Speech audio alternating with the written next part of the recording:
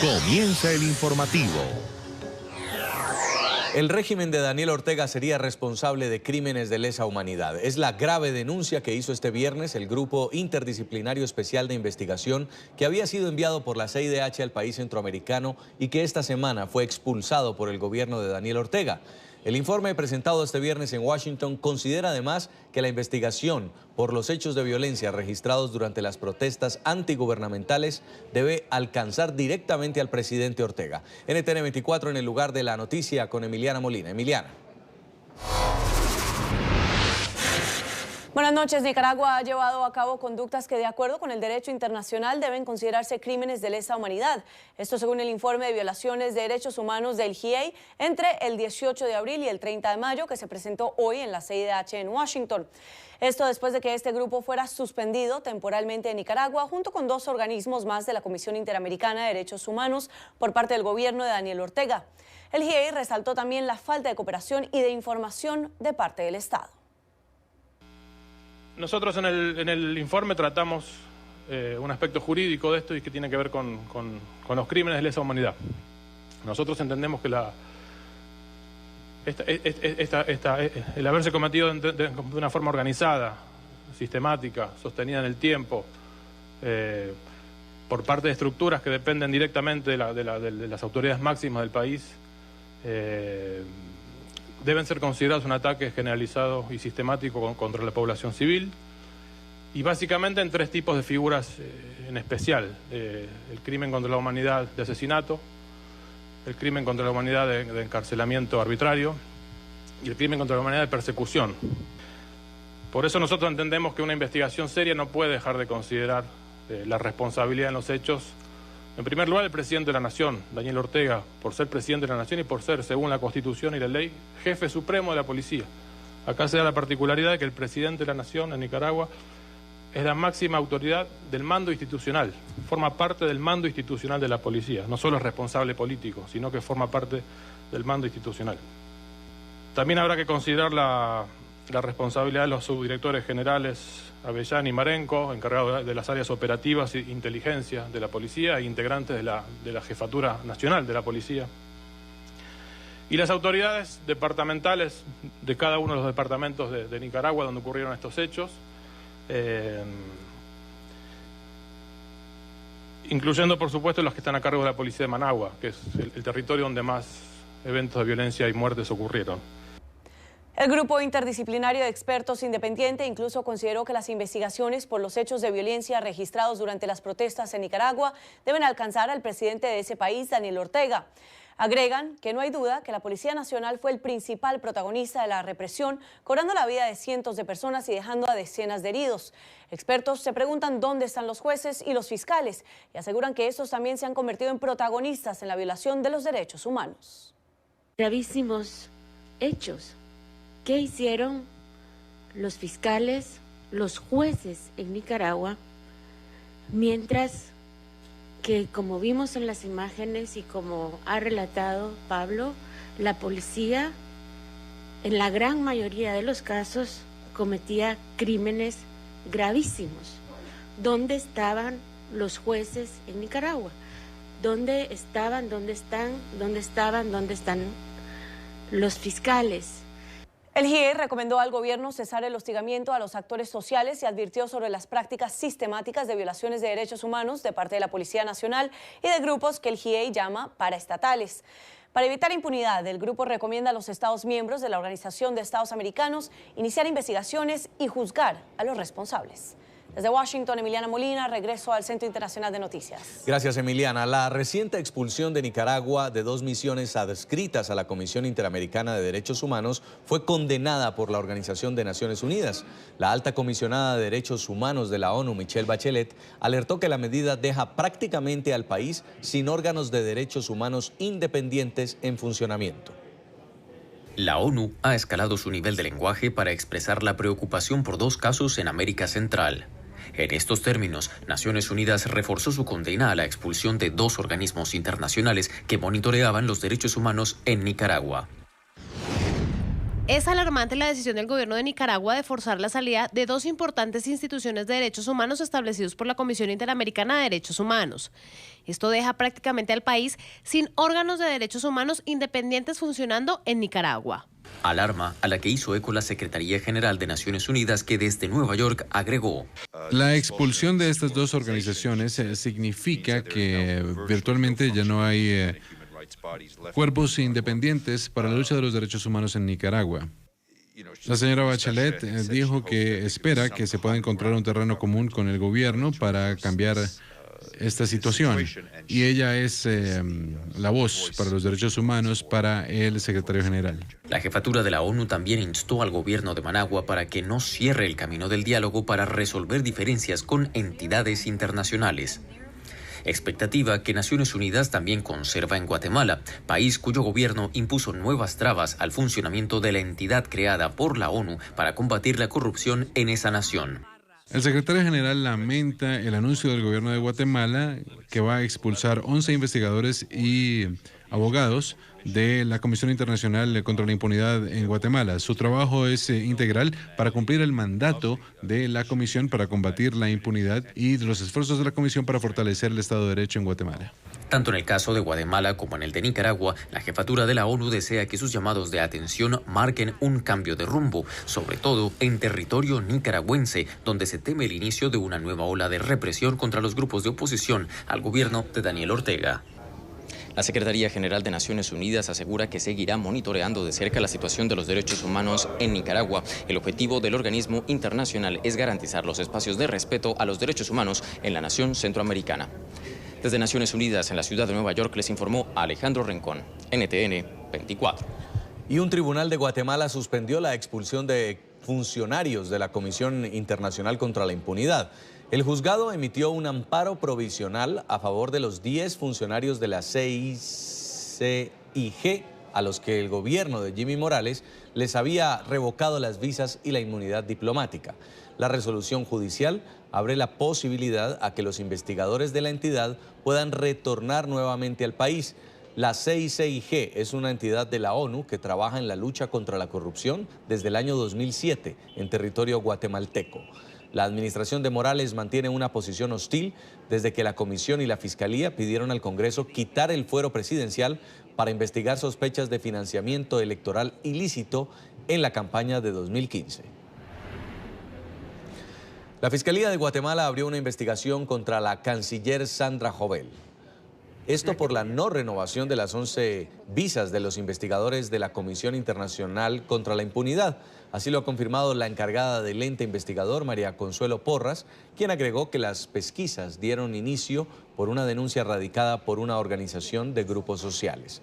La noticia se conoce al mismo tiempo que los funcionarios de la CICG abandonaron el país horas antes del plazo impuesto por la administración de Jimmy Morales para que lo hicieran.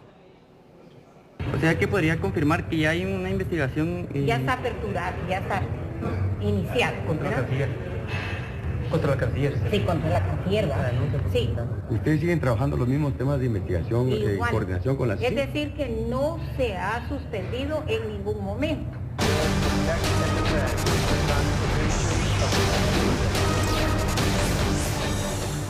Hay preocupación en los Estados Unidos por el estado de salud de la jueza del Tribunal Supremo Ruth Bader Ginsburg. La magistrada de 85 años de edad fue operada hoy para extraerle 2 nódulos malignos en su pulmón izquierdo. El procedimiento se llevó a cabo en un hospital especializado en el tratamiento del cáncer de Nueva York. Según fuentes médicas, las pruebas que se le realizaron a Ginsburg demostraron que la enfermedad no se había extendido por ninguna parte del cuerpo. Los nódulos fueron descubiertos durante exámenes médicos que practicaron el pasado mes de noviembre, cuando la mujer sufrió una fractura de 3 costillas después de una caída. Ruth Bader Ginsburg, quien es considerada la jueza progresista más progresista de la Corte, ya superó el cáncer de colon y también el de páncreas. Su eventual fallecimiento significaría que Donald Trump tendría la posibilidad de designar a un tercer juez para el máximo tribunal después de Neil Gorsuch y Brett Kavanaugh. El secretario de Defensa de los Estados Unidos hizo lo correcto al renunciar a su puesto. Es la opinión expresada por la Casa Blanca a través de la portavoz Sarah Sanders. En una entrevista a medios locales, Sanders dijo que si Mattis sentía que no es la persona correcta para ocupar el puesto, tomó una buena decisión al dar un paso al costado. Mattis anunció su renuncia el jueves, un día después de que el gobierno informara del repliegue de tropas estadounidenses de Siria. En su carta de dimisión citó las diferencias ideológicas con el presidente Donald Trump. Y Trump estaría planeando retirar un número significativo de sus militares desplegados en Afganistán. La noticia se conoce días después de que anunciara la salida de las tropas estadounidenses en Siria. La prensa argumenta que las decisiones del mandatario precipitaron la salida del secretario de Defensa, James Mattis. En total son 14.000 los militares que permanecen actualmente en Afganistán. Medios locales como el Wall Street Journal y el New York Times estiman que la mitad de ellos serían retirados de suelo afgano. La decisión habría sido tomada el martes pasado, el mismo día en el que el magnate informó al Pentágono del retiro de las fuerzas de Siria. Estas determinaciones del mandatario estadounidense habrían derivado en la renuncia de James Mattis, el secretario de Defensa que se había desempeñado en el cargo desde el inicio de la llegada de Trump al poder. Y es que la decisión del magnate corresponde a una de sus promesas de campaña. El republicano aseguraba antes de llegar a la Casa Blanca que replegaría al máximo las tropas estadounidenses en el exterior. La presencia militar de Estados Unidos en el país, ubicado en Asia del Sur, se remonta a noviembre del 2001, en una invasión tras los ataques del 11 de septiembre. Desde entonces, la Unión Americana ha perdido a más de 2.400 soldados y ha gastado cerca de 900.000 millones de dólares en ese conflicto. Aunque la OTAN y Estados Unidos concluyeron la misión de combate en 2014, las tropas estadounidenses permanecen en el territorio para dirigir ataques contra el Estado Islámico y los insurgentes talibanes, que controlan casi la mitad de Afganistán. La noticia se conoce en medio de las múltiples críticas que han llovido sobre Trump después de anunciar la decisión de replegar las tropas en Siria. Este viernes se cumple la fecha límite para que Donald Trump y el Congreso lleguen a un acuerdo presupuestario antes de que se produzca un cierre parcial del gobierno. El mandatario advirtió que si el Senado no le aprueba los $5.000 millones para el muro en la frontera sur, el cierre será largo. En Washington, Carolina Valladares nos tiene toda la información. Carolina. ¿Qué tal? Buenas noches desde Washington. Comenzó ya la cuenta atrás, pasaron ya las 7 de la tarde en Washington, por lo tanto quedan menos de 5 horas para llegar a las 12 de la noche, que es el plazo fijado por el Senado de los Estados Unidos para aprobar la ley de presupuestos. Por lo tanto, si nada lo remedia, hablaremos a partir de medianoche de un cierre del gobierno federal de los Estados Unidos. La razón es esa ley de presupuestos, esa partida que se ha incluido de los $5.000 millones destinados, que quiere destinar de hecho el Partido Republicano para financiar el inicio de la construcción del muro en la frontera con México. Los demócratas han dicho ya que van a votar en contra. Falta por saber, no obstante, si entre los republicanos el propio presidente de los Estados Unidos contaría con todos los votos de sus senadores. Hay que decir que en las últimas horas hay mucho movimiento aquí detrás de nosotros en el Capitolio. Han llegado recientemente el vicepresidente de los Estados Unidos, Mike Pence, también Jared Kushner, quien es asesor senior del presidente Donald Trump. Han dicho algunos medios, además de comunicación, que podría haber en las próximas horas, si no minutos, reuniones entre los miembros líderes del Senado de ambos partidos para intentar llegar quizás a un acuerdo de última hora. Los demócratas ahora son dueños del cierre. Este es el panorama en Estados Unidos. El cierre de gobierno parece inevitable. Cierre hoy si los demócratas no votan por la seguridad fronteriza. El pulso político entre republicanos y demócratas vuelve a tener como centro la construcción del muro fronterizo, una condición que Donald Trump ha puesto para no paralizar las actividades y que afectaría a más de 800.000 trabajadores y agencias del gobierno, entre ellas el Departamento de Seguridad Nacional. Los demócratas, cuyos votos necesitamos en el Senado, probablemente votarán en contra de la seguridad fronteriza y el muro, a pesar de que saben que desesperadamente se necesita. Si los demócratas votan no, se producirá un cierre que durará mucho tiempo. La gente no quiere fronteras abiertas y crimen. El republicano dedicó parte de la mañana a escribir en su cuenta de Twitter sobre la decisión del Senado de aprobar el proyecto de financiamiento de agencias federales a la valla fronteriza y que contempla un presupuesto de $5.000 millones. Y es que la petición de Trump ya superó el primer obstáculo. La Cámara de Representantes de Estados Unidos aprobó el proyecto de ley de presupuestos con una votación de 217 a 185. El senador Mitch McConnell debe luchar por el muro y la seguridad fronteriza tan duro como lo ha hecho por cualquier cosa. Necesitará votos demócratas, pero como se ha demostrado en la Cámara, ocurren buenas cosas. Si suficientes demócratas no votan, será un cierre demócrata. Los republicanos de la Cámara de Representantes estuvieron geniales ayer. Por iniciativa de Mitch McConnell, esta semana republicanos y demócratas llegaron a un acuerdo para financiar la administración hasta febrero, pero el consenso fue desechado por el mandatario este jueves cuando afirmó que solo firmaría un presupuesto que incluya fondos para el muro. Los demócratas tomarán en enero el control de la Cámara de Representantes y podrán bloquear la financiación de la valla, razón por la que Trump considera que esta es una de sus últimas oportunidades para cumplir su promesa de campaña. De concretarse el cierre administrativo, sería el tercero que enfrenta a Trump desde que llegó al poder en 2017. Ni republicanos ni demócratas quieren ceder en este juego de tira y afloja. Ninguno quiere, desde luego, ser el malo de la película, puesto que llevaría un desgaste político de cara a las próximas elecciones presidenciales en 2020. Ya dijo Donald Trump esta mañana que de no pasarse este proyecto de presupuestos en el Senado, los culpables, dijo, serían los demócratas. Vamos a trabajar muy duro para aprobar algo en el Senado. Hay una buena oportunidad de que no sea aprobado, depende de los demócratas. Realmente es un cierre de los demócratas porque hemos hecho lo nuestro. Cuando Nancy Pelosi dijo que nunca íbamos a obtener los votos en la Cámara, lo logramos y por un amplio margen, 217 contra 185. Ahora depende de los demócratas si tenemos o no un cierre esta noche. Espero que no, pero estamos totalmente preparados para un cierre muy largo. Muy distinto, por supuesto, piensa el Partido Demócrata. NTN24 habló en horas de la tarde con el senador por Virginia. Hablamos de Tim Kaine. Él dijo que no, que la culpa sería, por supuesto, dijo según él, de los republicanos. Hace 2 días la Casa Blanca estaba diciendo que ese acuerdo es suficiente. Entonces, él necesita aceptar un acuerdo bipartidista.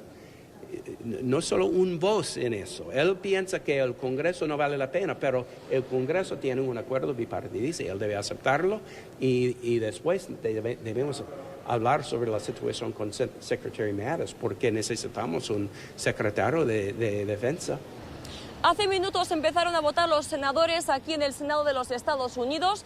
Hay que decir que en caso de empate sería el voto del vicepresidente Mike Pence el que decantaría la balanza hacia uno u otro lado. Desde Washington, Carolina Valladares para NTN24. Último minuto. NTN24. Gracias, Carolina, y atención porque según la agencia de noticias Reuters y el Washington Post, el cierre de gobierno en Estados Unidos es inminente. Cuando quedan menos de 5 horas para alcanzar algún tipo de acuerdo en el Congreso, la Cámara de Representantes ha pospuesto su sesión, lo que significa que dicho pacto presupuestario no sería alcanzado antes de la medianoche. Es una noticia en desarrollo. Y un hombre identificado como Brian Colfage ha recaudado más de $9.7 millones para ayudar a financiar la construcción del muro fronterizo entre México y Estados Unidos.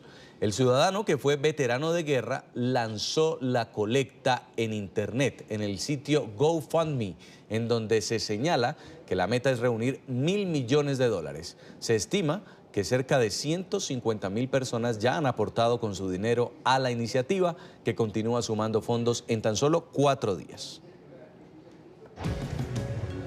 Hacemos la primera pausa en el informativo y al volver, el trágico accidente de un autobús en Ecuador. Ya regresamos con el informativo.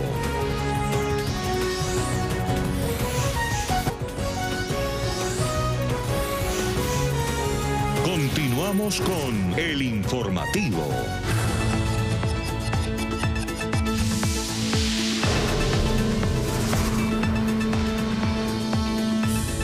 Largas filas para conseguir combustible en Caracas. Muchas de las estaciones de servicio se encuentran cerradas en la capital venezolana por fallas en la distribución de gasolina.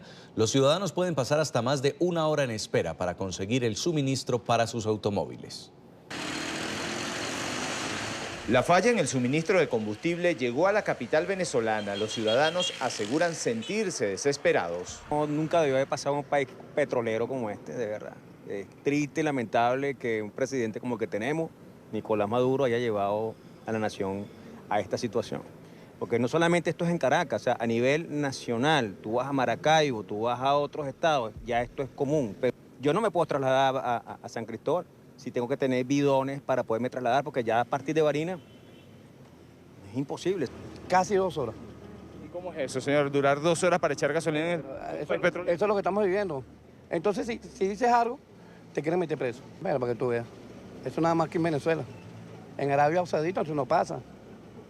Pero bueno, lamentablemente eso es lo que estamos viviendo. Los venezolanos no solo denuncian las largas filas para surtir sus vehículos de combustible, es cotidiano también para la comida y las medicinas. Pasé para gasolina, hay que hacer cola, para el banco hay que hacer cola, no se consiguen medicinas, no se consigue comida. O sea, y esto es lo que nos ofrece este gobierno. De verdad que esto es patético. No, horrible, desesperante. Todos los ámbitos, luz, agua, electricidad, gasolina, medicina, todo. Caos total. Aquí hay anarquía, aquí sobrevive el que puede, el que tiene, el que no se muere, porque esto es increíble. Otros aseguran que el socialismo del siglo XXI, promovido por la Revolución Bolivariana, no es el camino. Prácticamente yo creo que esto es un plan de Estado. Plan de Estado no solamente para tenernos sitiados sin alimento, sin medicina, sin combustible, para tener a la población entretenida en otras cosas y no justamente atacar el problema real, de tratar de implementar a la fuerza un modelo político que no es propio de este país. Mire, aprendan de los errores, aprendan que el socialismo no lleva a nada, esto es trabajo y así se puede construir un país, no de esta manera. Para muchos ciudadanos, estas serán las peores navidades vividas en Venezuela. No solo es la falta de combustible, es que el transporte público también colapsó y el metro de Caracas, si no se toman los correctivos, pudiera paralizar sus actividades. Es la información que manejamos desde Caracas. Continúen con más de la tarde de NTN 24. Se agudiza la crisis al interior de la policía de Chile por la muerte del comunero mapuche Camilo Catrillanca, ocurrida el pasado 14 de noviembre. En las últimas horas se conocieron nuevos videos del operativo policial en el que murió el joven. El presidente Sebastián Piñera exigió la renuncia del director de Carabineros. Fue el pasado 14 de noviembre cuando en medio de un operativo policial en la región de la Araucanía sur de Chile murió el comunero mapuche Camilo Catrillanca. Un mes después de su deceso y en medio de una fuerte tensión política, el presidente Sebastián Piñera tomó decisiones al respecto. Le he pedido la renuncia al general Hermes Soto Isla, general director de Carabineros, para lo cual hemos iniciado los procedimientos correspondientes. El general Soto me ha informado que ha dado curso a la renuncia de 10 generales de Carabineros de Chile. La medida del Ejecutivo chileno se dio luego de que se conociera un video donde se ve el momento en el que policías disparan contra el joven indígena. En las últimas semanas ha tomado todas las acciones necesarias y posibles dentro del marco de la ley y permitir que el país conozca en forma transparente los hechos, las circunstancias que llevaron a la lamentable muerte de un joven comunero mapuche. Por su parte, organizaciones sociales y sectores políticos exigen justicia en este caso. Los familiares de Camilo Catrillanca insisten en que junto con el director de Carabineros, Hermes Soto, se debe ir el ministro del Interior y Seguridad, Andrés Chadwick. Mire, yo creo que es súper complejo para nosotros como familia. O sea, del primer momento dijimos que acá el intendente en ese entonces, el ministro del Interior mintieron. Por lo tanto, hoy día nosotros nos quedamos tranquilos de que desde el primer momento dijimos la verdad, por lo tanto, ellos que asuman su responsabilidad como le caiga. En medio de la turbulencia que se vive a nivel político, el Ministerio Público chileno confirmó que continúa realizando las pericias necesarias para determinar quiénes fueron los responsables de la muerte del joven indígena. Esta es la información que podemos entregarles a esta hora desde Santiago de Chile. Continúen ustedes con más en nuestro Centro Internacional de Noticias. Un muerto y al menos 35 heridos es el saldo de un accidente de tránsito en una carretera de Ecuador. Un autobús que hacía el recorrido Bogotá-Lima se volcó a la altura de la población de Ibarra, norte del país. Las autoridades aún no esclarecen las causas del siniestro. Según las versiones de los pasajeros, el conductor se habría quedado dormido. Informe de nuestra cadena aliada Teleamazonas. Se trata de este bus internacional colombiano que cubría la ruta Bogotá-Lima y aproximadamente a las 22 horas de este jueves 20 de diciembre, perdió pista y se volcó aparatosamente en la vía E35. Yo venía despierto, cuando menos pensé, pues el señor, sentí que el carro empezó a variar y cuando sentimos fue ya volteado totalmente. Yo creo que se quedó dormido el del autobús porque veníamos un camino recto y no chocamos contra nada. Entonces, al parecer el hombre iba manejando, se le fue, o sea, se quedó dormido, se le fue. Cuando cayó, cuando sintió la grava en el caucho, lo que hizo fue voltear al otro lado y ahí fue cuando perdió el control del autobús y se volteó. Inmediatamente, personal de emergencias acudieron al lugar para brindar ayuda a los pasajeros. Está confirmado un fallecido y aproximadamente tenemos 35 heridos al momento. A los hospitales fueron trasladados 33 pacientes, se contabilizó 35, de los cuales 2 son leves, que están ambulatorios, que no es una situación de críticos. Después de 3 horas de espera y con equipos especiales, se logró levantar al bus de 2 pisos para trasladarlo a los patios de retención vehicular.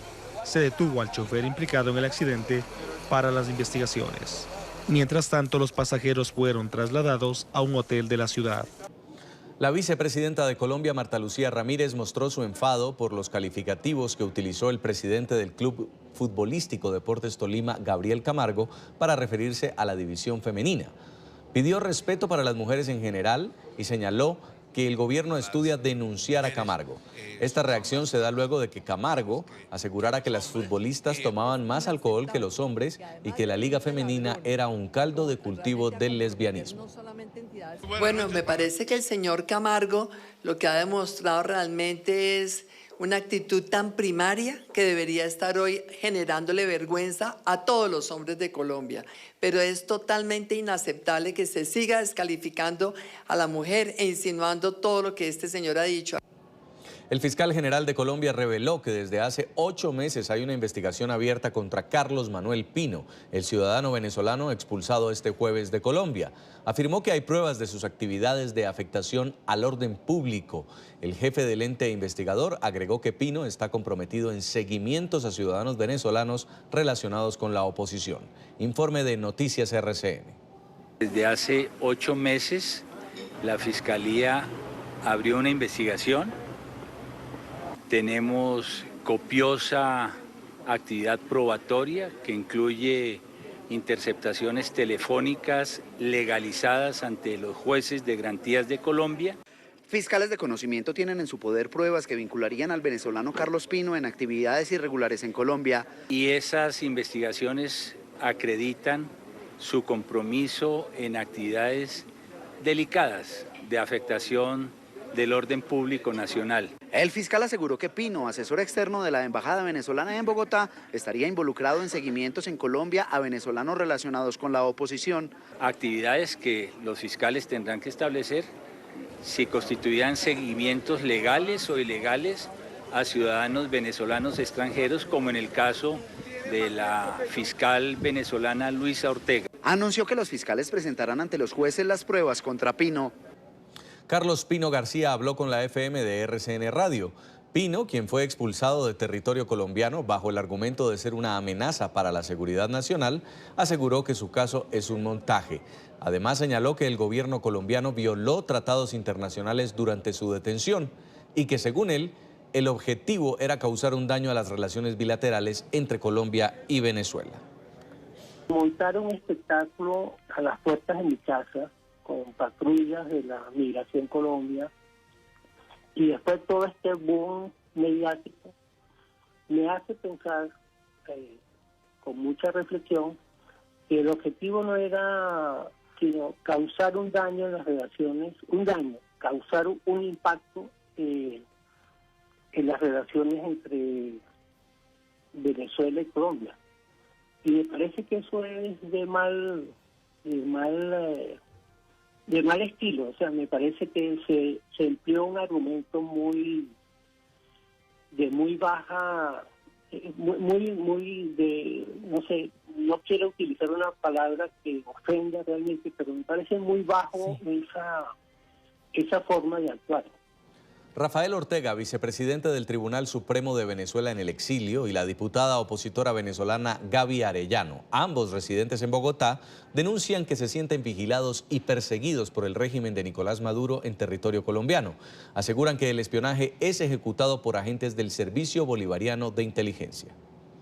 El vicepresidente del Tribunal Supremo de Justicia de Venezuela en el exilio, Rafael Ortega, cuenta cómo agentes del gobierno venezolano lo vigilan en Colombia. En Colombia hay funcionarios del SEBIN y del G2 cubano articulando desde aquí, y todo lo que, por lo menos en mi caso particular como magistrado, hago, enseguida le llega al gobierno de Venezuela, específicamente a el señor Diosdado Cabello.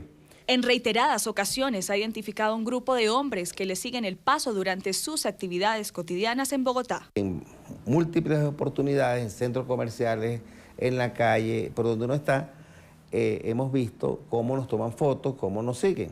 También los he enfrentado y les he dicho, bueno, si ya saben dónde vivo, ¿por qué siguen con esta persecución?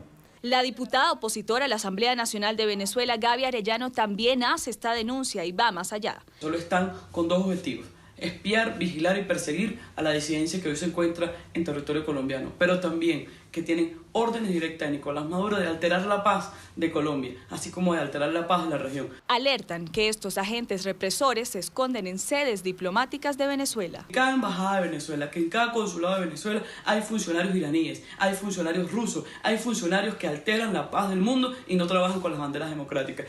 Temen por la seguridad de sus familias. Yo realmente temo, no solo por la seguridad mía, que sería lo de menos, sino por la seguridad de mis dos hijos y de mi esposa, que no tienen la culpa de que yo hoy haya sido juramentado en Venezuela para ser magistrado del Tribunal Supremo de Justicia. Hacen un llamado al gobierno de Colombia para que les brinde protección.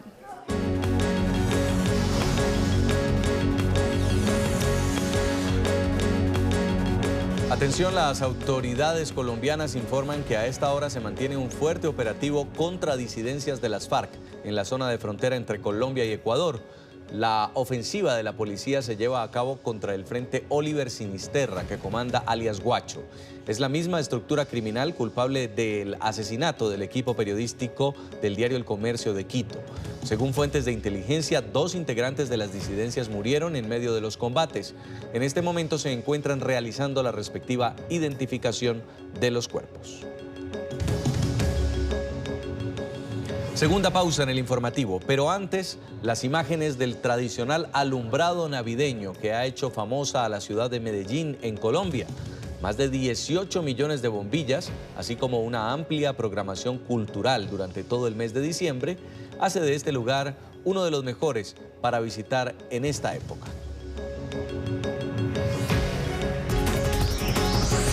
Ya regresamos con el informativo.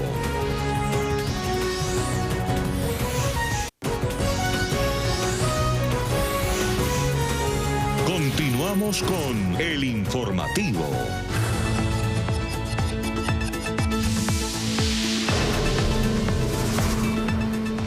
Fuerte mensaje del Papa Francisco. El pontífice aseguró que la Iglesia Católica no será más cómplice de encubrimiento de abusos sexuales a menores por parte de miembros del clero. También dijo que se encargará de llevarlos ante la justicia. El jerarca le pidió a los culpables de dichos crímenes que se entreguen. Es el discurso más contundente por parte de un líder de la Iglesia Católica en años con respecto a uno de los temas más espinosos y que día a día siguen manchando a esa institución: los abusos sexuales contra menores por parte de miembros del clero. Hablando ante la curia para la tradicional felicitación de las fiestas navideñas, Francisco dedicó sus palabras a dichos crímenes y advirtió que la Iglesia dejará de ocultar a los abusadores. Queridos hermanos y hermanas, que quede claro que ante estas abominaciones la Iglesia no escatimará esfuerzos para hacer todo lo que está necesario para llevar ante la justicia a quien haya cometido tales crímenes. Lanzó un claro mensaje para los culpables. A los que abusan de los menores les diría: conviértanse y entréguense a la justicia humana, prepárense para la justicia divina. Desde el inicio de su pontificado, el Papa Francisco anunció una tolerancia cero contra este tipo de abusos, pero también ha sido criticado por no haber tomado acciones concretas. aún hay miles de víctimas de abuso en todo el planeta que siguen clamando por justicia o trayendo nuevos casos ante la luz pública, algo que el sumo pontífice alentó. Incluso si se tratara de un solo caso de abuso, algo monstruoso en sí mismo, la Iglesia pide que la gente no guarde silencio, sino que lo saque a la luz objetivamente, ya que el mayor escándalo en este asunto es el de encubrir la verdad. Sacerdotes, obispos y cardinales escucharon el duro discurso en la Sala Clementina del Palacio Apostólico Vaticano. Para el Papa, los violadores dentro de la Iglesia traicionan a Dios, sus mandamientos y a su propia vocación. Habrá que ver si llegan las medidas del Vaticano, porque como se dice, del dicho al hecho hay mucho trecho. En Francia lograron desarrollar una máquina que descompone el plástico y lo convierte en combustible. Christopher Costes es un ingenioso hombre que inventó la máquina llamada Chrysalis.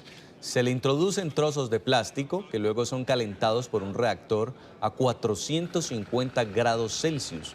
El resultado es un líquido que se compone de 65% de diésel y puede ser usado en motores, 18% de gasolina, que puede ser usada en lámparas, 10% de gas para calefacciones y 7% carbón. El creador espera que su máquina pueda ser usada en países en desarrollo que tienen problemas tanto en el manejo de residuos como en el suministro de combustible.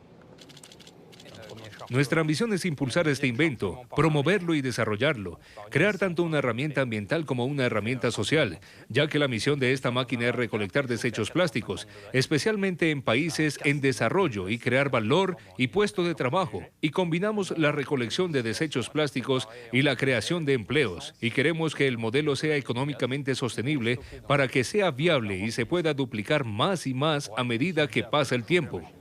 En la franja de Gaza, 3 palestinos, uno de ellos menor de edad y otro discapacitado mental, murieron este viernes por disparos del ejército israelí. Los hechos se produjeron durante las protestas semanales en la frontera. El Ministerio de Sanidad informó que Mohamed Yayub, de 16 años, perdió la vida tras recibir un disparo en el cuello. Otras 40 personas resultaron heridas durante otra movilización de la llamada Marcha del Retorno, que reclama el derecho de los refugiados a volver y el fin del bloqueo del enclave. Hacemos la última pausa en el informativo y cuando regresemos tenemos para ustedes toda la información deportiva. Ya regresamos con el informativo.